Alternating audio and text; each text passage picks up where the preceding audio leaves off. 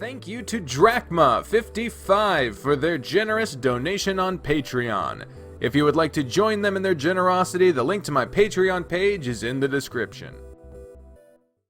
They always come back. I knew you'd come. Brother Nero, I knew you'd come. Hello everyone, my name is Decalink, the trained unprofessional, and welcome back to Echo. It is the one and only route that's left, the Jenna route. So let's us continue. We just had a crazy fuck experience with Brian and Leo and all the Jasmine Street crew, and now we're heading back to the motel. God, you're heavier than I remember. Only where it counts. Ha! It's a penis joke. A wry smile is visible on his muzzle, the battered wolf clearly still loopy from all the blows to the head. Or at least that's what I hope the explanation is. He keeps squeezing my side as I struggle to keep him upright. With my free hand, I dig around in my pocket and search for the Echo Motel key card. The task is made all the more difficult by the pawing ministrations of Leo, who I keep having to bat away. For fuck's sake, Leo, I'm genuinely pissed at you. We almost died, and you blew our chance to find Carl easily. I don't even know how I'm going to begin to explain all this to the cops. Leo makes a dismissive noise. I'll handle it. You don't gotta worry. No, you're so fucking proud of yourself. You fucking fuck. I hate this guy.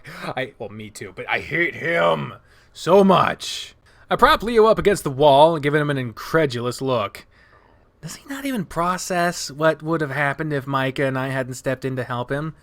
No, he's clearly all the way gone at this point. What is this? I believe this is Saturday in this route already, so, or maybe it's Friday. I don't fucking know. All I know is he already was having the paranoid delusions, and he thinks we were there with him at Carl's house. He's not really here anymore. He's gone. He is fully succumbed. Leo, you just pissed off some kind of trailer park drug kingpin who now knows exactly who you are. That should concern the hell out of you. Nah. There's a distant look in his eyes. Before I have time to further chastise what an idiot he's being, I hear a voice call out from behind me. Hey! Jenna's holding a small plastic bag with the words "thank you" printed on it over and over again in bold red lettering. Jesus. Chase, where were you? What's going on? There's Jenna, the person whose route we're actually on. Leo's expression goes a little more flat, his tail unmoving behind him. Jenna? Oh, he's not happy that we have someone else with us. Oh, God. The wolf greets her curtly, eliciting a perplexed face from the fox. I leave for 20 minutes, and of course Leo is now beaten and shirtless. She gives me a stern look. What happened? I let out a sigh, pinching the tip of my nose before letting my paw flop down on my side. Leo tried to interrogate the Tetanus Alley crew by himself. And I was doing fine until that squeaky-voiced fat-ass showed up. Brian, I clarify. Oh, shit. She reaches into her pocket, taking her own key card and sliding it into the door. Come on, let's get you inside. There's some basic medical supplies in the bathroom. I'll see what I can scrounge up. I think he's got a concussion. Yeah, I don't need to tell you that you shouldn't let him fall asleep. That's a myth. That is a myth. I'm right here, you know. You can talk to me. I would if I think it would do any good, but you obviously don't listen to anything we say, as evidenced by this latest stunt. God, Leo, why are you so stupid? You're an adult. Jenna pushes the door open and I help Leo inside. I'm trying not to look directly at him, but judging by the tenseness of his muscles, I could tell he is definitely not digging Jenna's scolding. I walk Leo over to one of the beds and help him sit down, carefully so he doesn't smoosh his own tail. I like how subtle the expressions are in this game. Like, his smiling and not smiling expressions are so similar. Easy now, big guy. The wolf palpably softens at those words, and I think I catch a slight sad smile pass towards my direction. Despite all his idiocy, we did just survive near death together. He pats my lower back some, just as Jenna shuts the door behind us. I should probably text TJ. He's doing those sports medicine courses, so he might be able to help us out a bit. He left to continue the search with Flynn after you didn't show up. Though honestly, I think we should drive him to the urgent care down in Peyton. I look up to Leo, anticipating his response before he even speaks. I'm fine. Leo, I said I'm fine, yeah? You shouldn't be babying over me while Carl's still out there. You're right. We shouldn't be having to do this at all. Jenna walks past both of us with a glowering look of maternal disappointment before heading into the bathroom. She does drop the bag of food next to us on the bed, though. Ordinarily, I'd be concerned about getting grease on the covers, but considering the circumstances... I pull out a styrofoam container from the bag and pop it open. Inside are 2 grilled cheese sandwiches with toast, eggs, and bacon pushed off to the side. That sounds amazing. Looks kind of haphazardly put together, but my grumbling stomatch doesn't mind. I hand Leo a grilled cheese and take some bacon for myself. You feeling dizzy? Any sudden sharp head pains? Just some throbbing. But that's about par for the course when I'm around you. Oh, nice. He grins for a flicker of a second before taking a huge bite of the sandwich. I can't help but stare at him wide-eyed, my face burning. It's not that I'm super offended by the flirting or anything, but now, of all the times to do it... Leo swallows down a mouthful of bread and cheese. Judged by his expression, he doesn't seem to be a big fan of the taste. Sorry. Just getting sleepy. I reach up, clutching his shoulder. Hey, come on, don't pass out on us. You know you can't do that now. Jenna returns with some hydrogen peroxide, gauze, and what looks like a bottle of acetaminophen. I sent out a message to the group chat letting them know what's going. What's going? Just going, apparently. The signal was being kind of weird for a second, but it said sent. Good to make that noted. Jenna sits down beside the wolf with her can of disinfectant, to which Leo visibly recoils. I can do it, just give it to me. The Fennec's brow furrows, and she actually pulls back the can. No. That is not how you're going to treat me right now. Like you treat me like shit, yeah? What? What? I know you've been talking ill of me behind my back, trying to keep Chase away. Jenna stares dumbfounded at Leo. I am absolutely baffled by your priorities right now. I'm going to assume this is the head trauma speaking. So what if it is? You know it's true. Oh, God. I don't like the tense music building up. Good Lord. Leo shifts his gaze to me. She has, hasn't she? I sigh. I really wasn't prepared to deal with this confrontation right now. I probably should have spent more time with you, but to make sure you didn't do anything like you just did. No, Chase, this is not your fault. The sooner Leo realizes he's the one making mistakes, the sooner we can rally and figure out what we're going to do next. For Carl, remember him, the person we're actually trying to find? I wince, having agreed with the first part of what Jenna said, but it's definitely gone a step too far. Jenna, we're all concerned about Carl. I take the antiseptic spray and begin shaking the can before spritzing it on a few of Leo's wounds. The wolf barely even reacts. His pain tolerance was always pretty heavy growing up. He'd win pretty much every game of slap hands or punch you, punch me that Carl or Flynn devised. I used to find that sort of toughness attractive. Guys, let's focus. Jenna holds up the flat of her palm towards me, speaking up with a curt tone. Chase, you don't really believe Leo is doing this out of the genuine goodness of his heart, right? That he has some deep compassion for Carl? Hell, I've spoke with Carl online these past few years. Leo basically stopped talking to him the moment you left for college. That is 3 whole years of not giving a damn. Leo's jowls pull back along with the corners of his maw for a moment, before he reaches up and clutches his temple. That's real hypocritical of you to say. Don't. Jenna looks up at the ceiling, her usual cool and collected demeanor gone. It's clear Leo's actions have pushed her past the point of calm understanding. Don't? Don't what? Don't stop you from laying into me while you're guilty of the same? Yeah, you left everyone behind, didn't ya? Jenna looks stunned for a moment before her brow furrows once again. Oh yes, Leo, a completely unjustified decision. Unrelenting neglect, abuse, a traumatic influence is no reason to distance oneself from the sacred nuclear family unit. Not often that Jenna outright expressed what went on in her tiny house growing up. We all figured she wasn't keen on representing herself as someone to be pitied, so we generally didn't pry. Her bringing this up now definitely means this is a touchier subject, and Leo knows this. After this outburst and your latest behavior, is it any wonder that we don't reach out to you much anymore? Oh shit. She said we, and he heard we. Leo's unfocused gaze shifts from Jenna to me, and back again. Chase talks to me. I squeeze Leo's shoulder. Guys, Carl. Let's focus on Carl. What are we going to do about him? I flash Jenna a pleading look. Yeah, he's still messaging me from time to time. I squeeze harder. He says he misses me, and that he can't wait to see me again.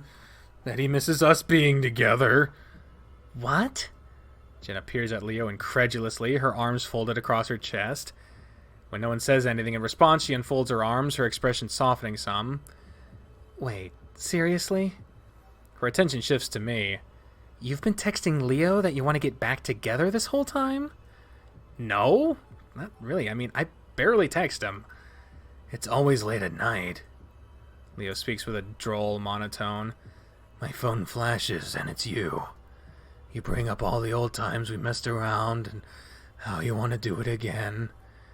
You get kind of intense, too. Like last time when you texted about, how you wanted me in you again. Leo, for fuck's sake!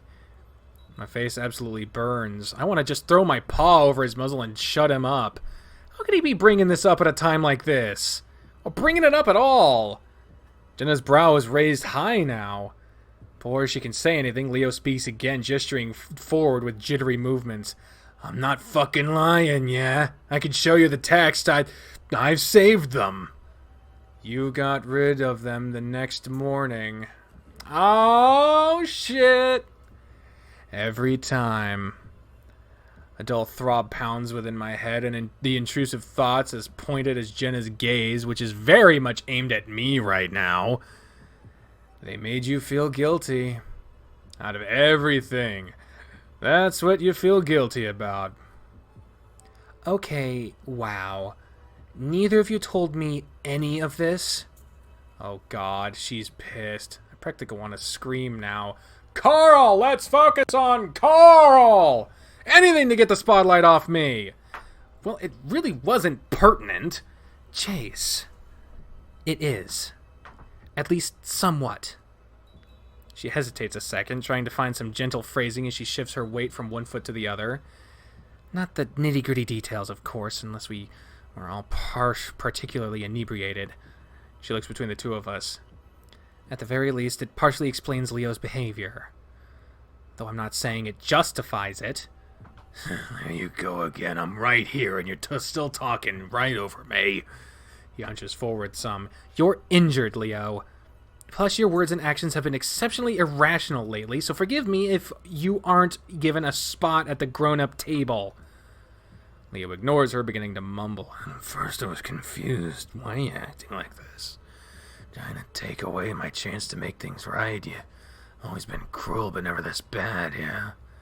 Cruel? Jenna lets out an amused but exhausted noise, pinching the bridge of her muzzle. Are you implying that I'm stealing Chase from you?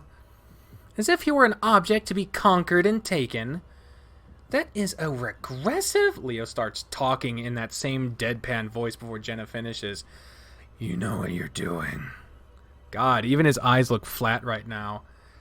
Attitude towards someone you claim to understand so deeply. Jenna continues speaking, even throughout the wolf's words. But hey, that's just who you are. Leo, please relax. Stop talking. I begin wrapping gauze around some of the disinfected wounds. It's hard to tell and difficult to focus with what's going on, but some of these might require some stitches. His large head turns to look at me, but his pupils are hidden behind half-open eyelids. Just close my eyes and fall asleep. Wait, no, don't do that! And then you're right there with me again. Jenna's nostrils flare, exasperated. I'm about to smack him awake! I frown. Don't do that either. You came down to Echo to surprise me the other week. I thought that was really nice of you. Showed you cared. I have no clue what he's talking about. For the past few weeks, I've been cramming for midterms and streaming old movies with Vincent in my dorm room. For a moment, I think Jenna gives me a slightly accusatory look, but doesn't say anything. Uh-oh, she's gone.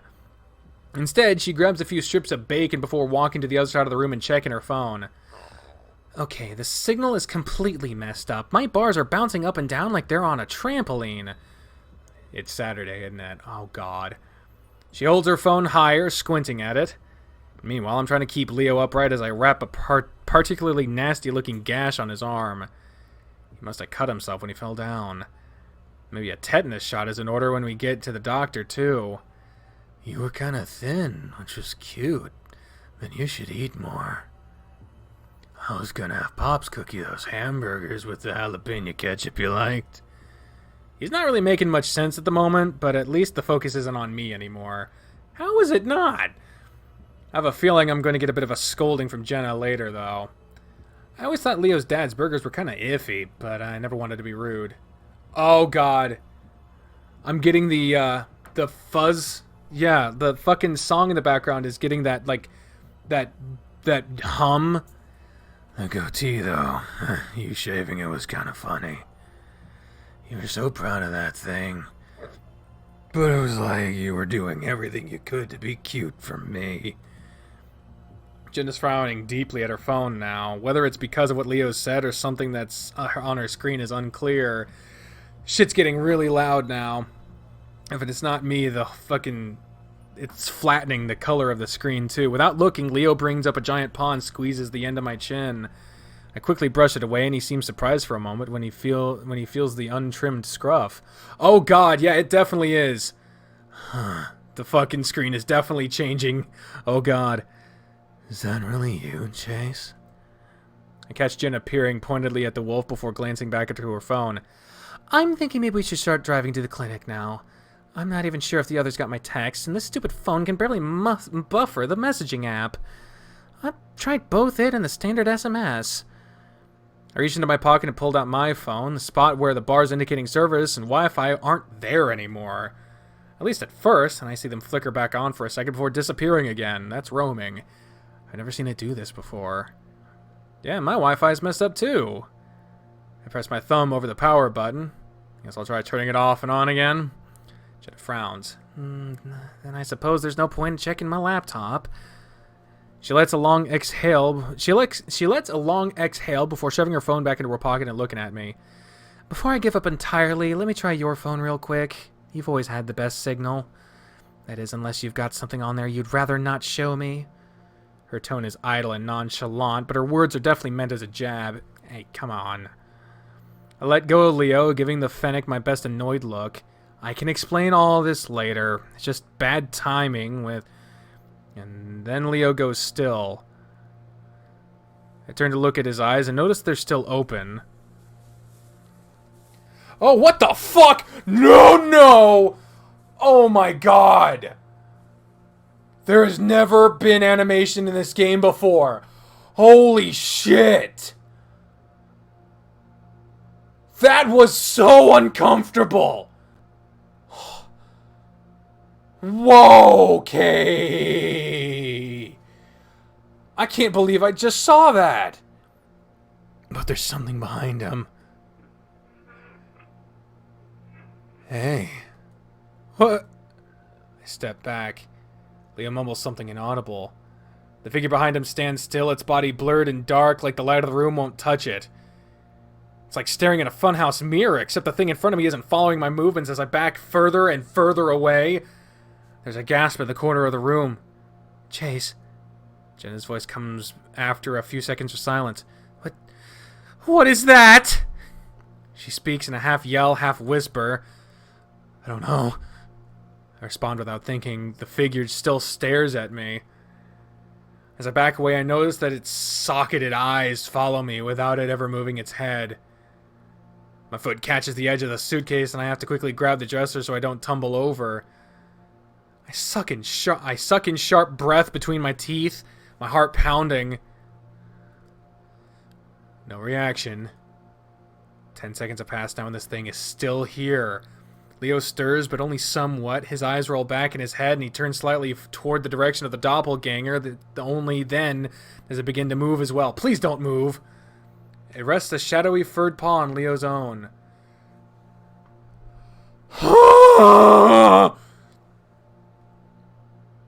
Don't touch him! Yeah, fuck!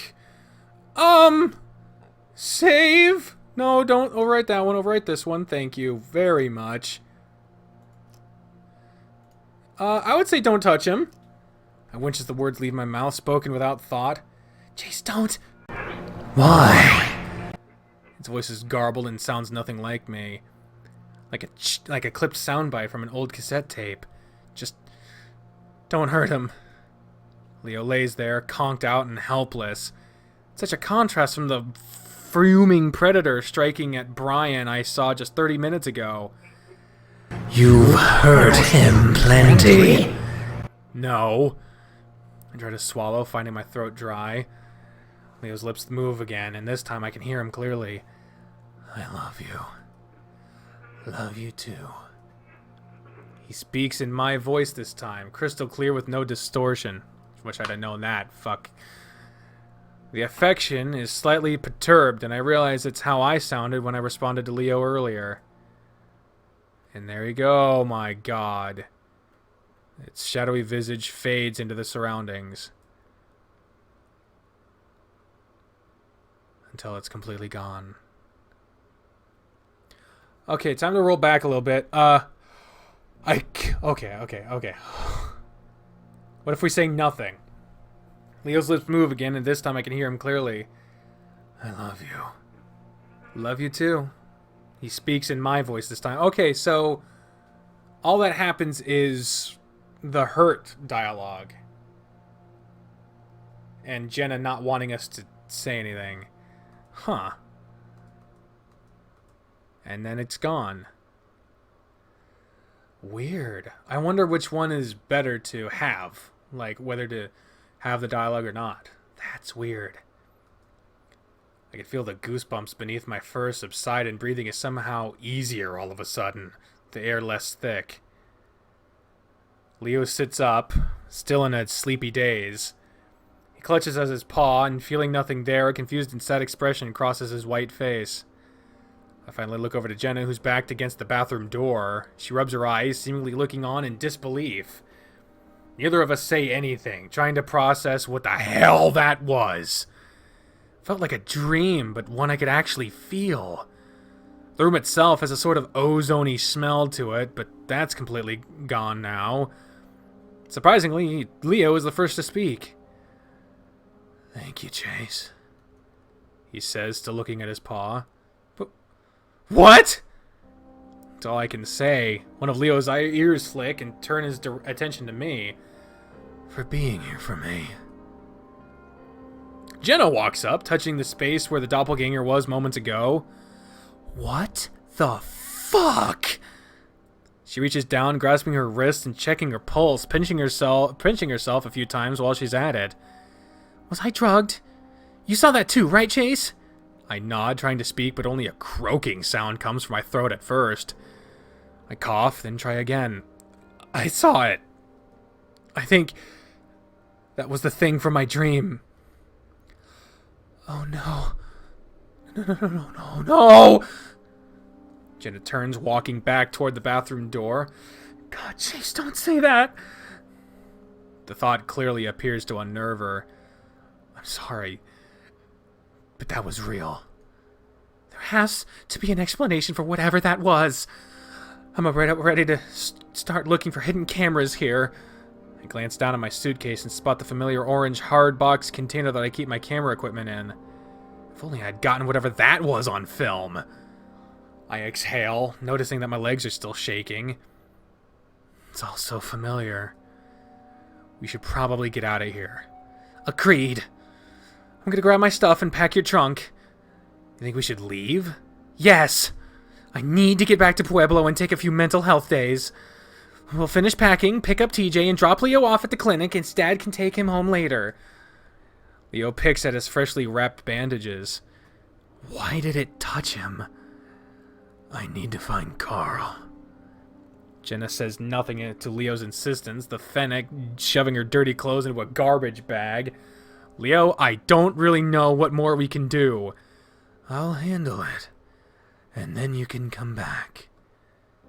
His red eyes meet mine for the first time in a while, and I'm struck by the level of compassion in them.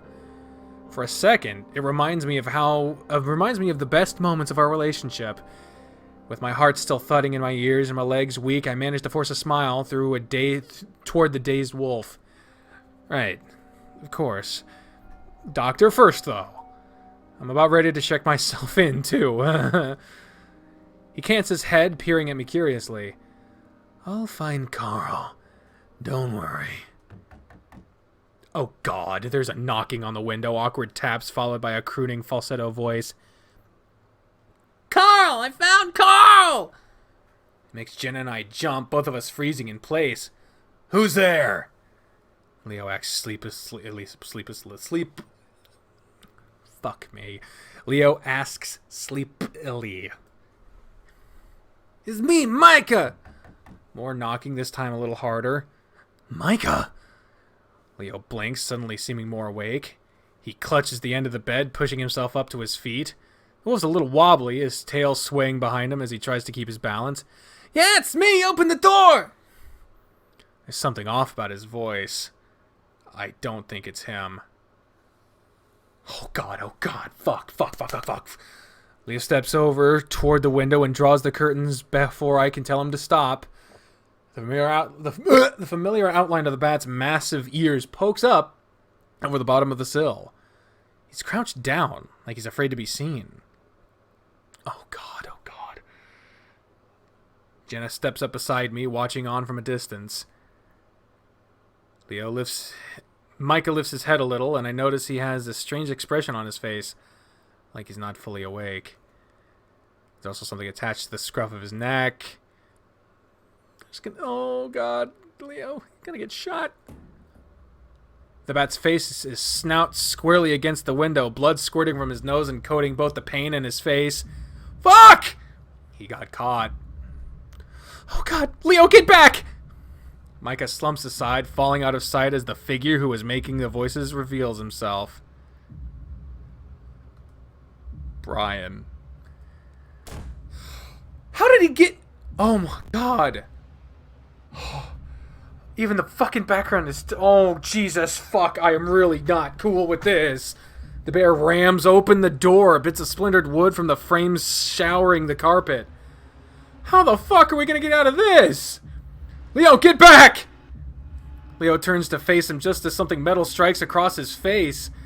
I don't hear the impact, but Leo crumples just the same. He points the thing at me now, and I realize quickly it's a gun. He smiles at me for a second, approaching me next. I try to back up, but there's nowhere to run. He grabs me by the shirt, and I feel my body swing around. Don't you fucking...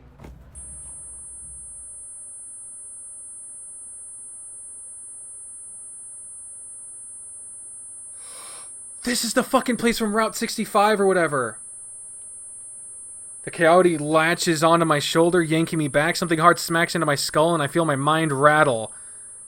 I lurch away, essentially butt bumping the coyote as my ears ring from the prior blow.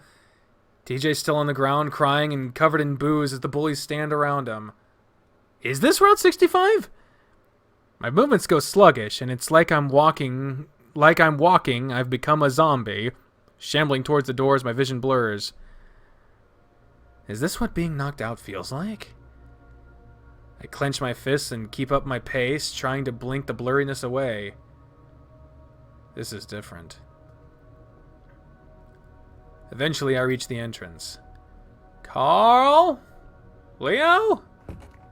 As I reach the outside, my knees lock and I drop to the concrete.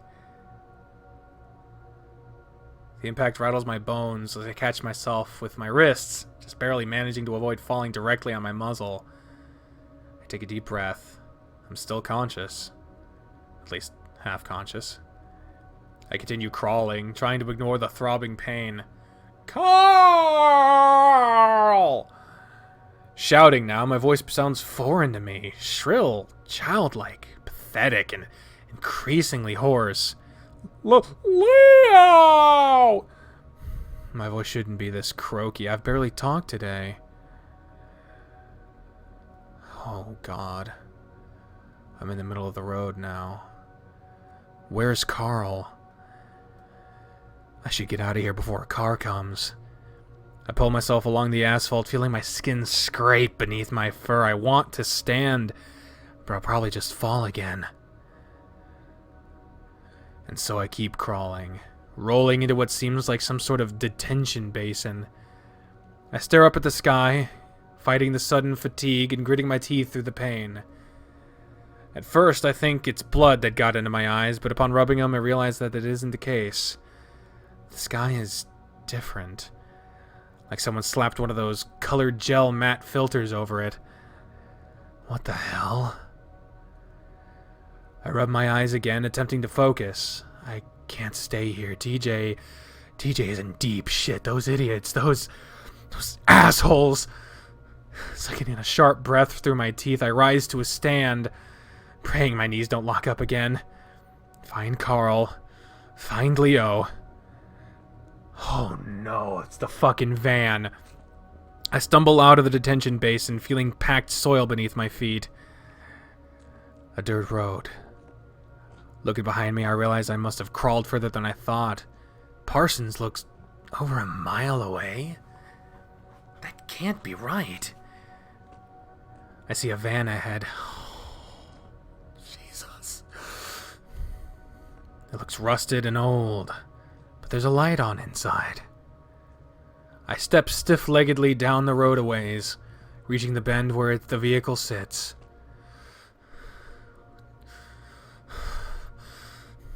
The same redness that the sky is tinted with pulsates from the interior. I try to speak, but no words come from my throat. It's like a dream. I want to do the rational thing and announce myself, but I can't. I move closer, peering into the dusty back window. Inside the window was another window, and in that window, a little red dot in the corner, flashing on and off. In the window within a window, there is a writhing, flashes of fur contorted and undulating in constant restless motion. Something is trying to hold it in place. I hear a clap and a cry. The clapping continues, louder now, rhythmic, yet singular applause. "This is what you want," says the voice that cried. I stare, slowly finding the will to speak. No, I need to help my friends. Do you know where they are? The voice shifts some, more urgent. We heard gunfire coming from the town. It's real bad. Gunfire? I didn't hear anything. Please, help me find my friends. We can't find them all now. We need to go. They're lost. No, they're not. I'll keep looking. I'll keep looking myself. You're just going in circles. I feel tears well up in my eyes, a lump in my throat containing a choked sob. Please. The van's back door's open. I'm standing too close and it pushes me onto my back. The red light is gone now, replaced by darkness, shifting shadows within. I see them now. Tarantulas. Their 8 legs fuzzed with white and rust-colored stripes. They're on me with haste, 2 of them, one on each of my arms. They bite so hard, so quickly, I can't yell. They pull and tug at me, another pair at my legs.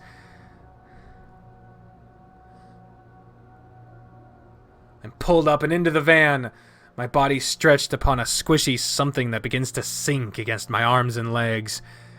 There's no more light, and I stare paralyzed at what I think is the ceiling of the van in the pitch blackness. It feels like restraints are binding me in place. This is reminding me of Brian's place.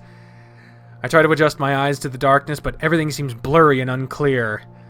My head throbs like a heartbeat, the pangs of pain unrelenting. My fur bristles. Where did the spiders go? Breathing has become more difficult, as if the oxygen in the van was running out. I feel the veins on my neck bulge as I try to gasp for large breaths, but my body is not my own.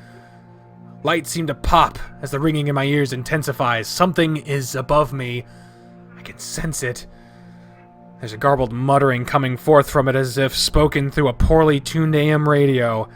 It sounds like me. You knocked him out? I swear I barely touched him, man. Fucking pants on. Dude, just go. Leo, go before he wakes up. I'll see you, party. Goes quiet.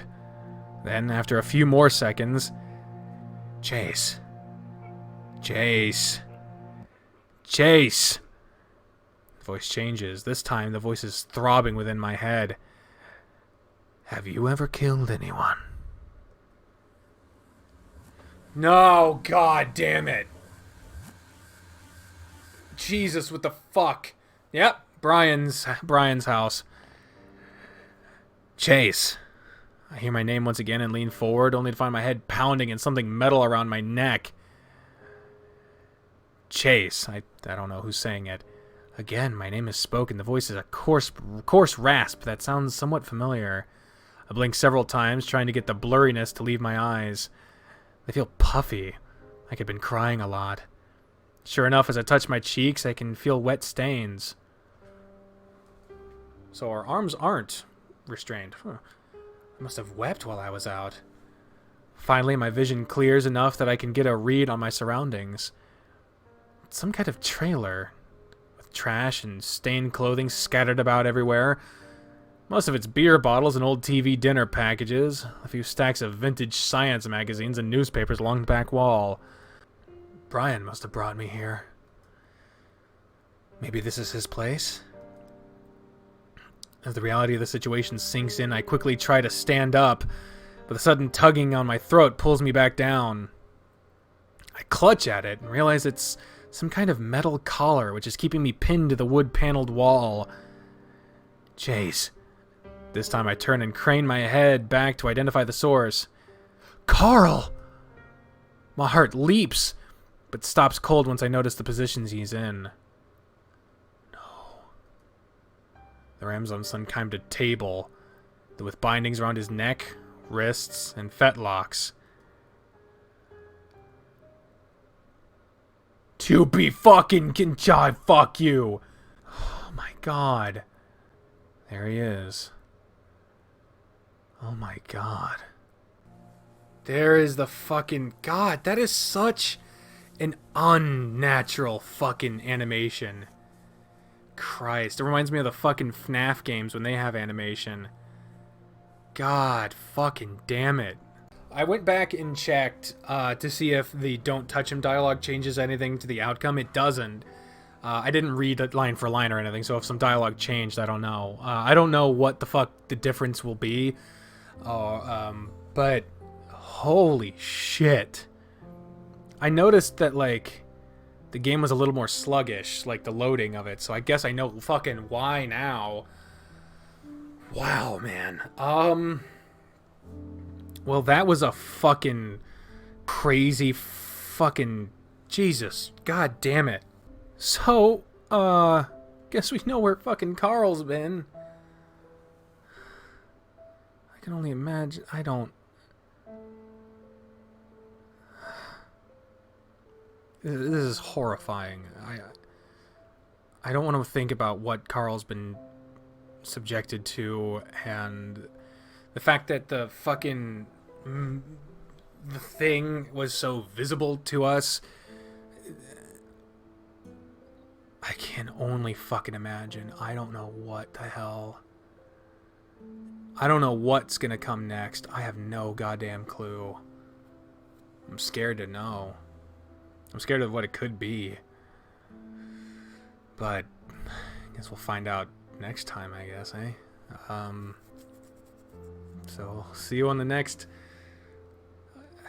update for Echo. But until then, ladies and gentlemen, I have been the trained unprofessional, and stay safe, everyone, okay?